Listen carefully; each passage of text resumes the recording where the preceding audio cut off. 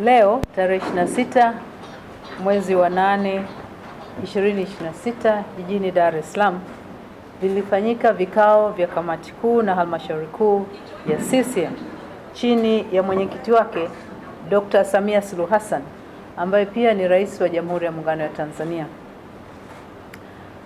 Kamati kuu na halmashauri kuu zilikuwa na ajenda za jumla ambazo zilijadiliwa, na kati ya ajenda zilizojadiliwa leo kulikuwa na swala la nidhamu na maadili ambalo lilikuwa linamkabili mwanachama mwandamizi wa chama chetu, mjumbe wa kamati kuu na halmashauri kuu, ndugu Balozi Dr. Emmanuel Nchimbi.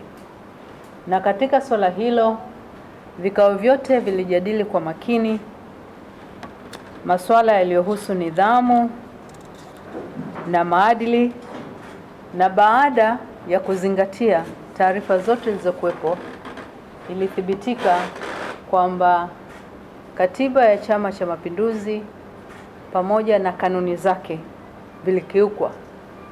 Kufuatia hayo, kwa kauli moja, halmashauri kuu ya Chama cha Mapinduzi ilipitisha uamuzi kwamba kutokana na mienendo iliyokiuka kanuni zetu zinazohusu nidhamu na maadili, ndugu Nchimbi afukuzwe uwanachama kwa mujibu wa kanuni zetu.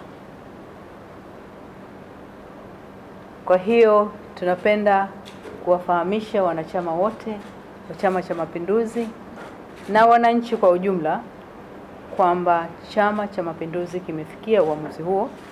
Kwa hivyo kuanzia hivi sasa ndugu Nchimbi amefukuzwa wanachama na sio mwanachama tena wa Chama cha Mapinduzi. Na ni kupokea na kupitisha jina katika hatua ya awali ya mtu ambaye atapendekezwa kwa mujibu wa taratibu za katiba kuwa makamu wa rais wa Jamhuri ya Muungano wa Tanzania, na huyo ni ndugu Deogratius John Ndejembi.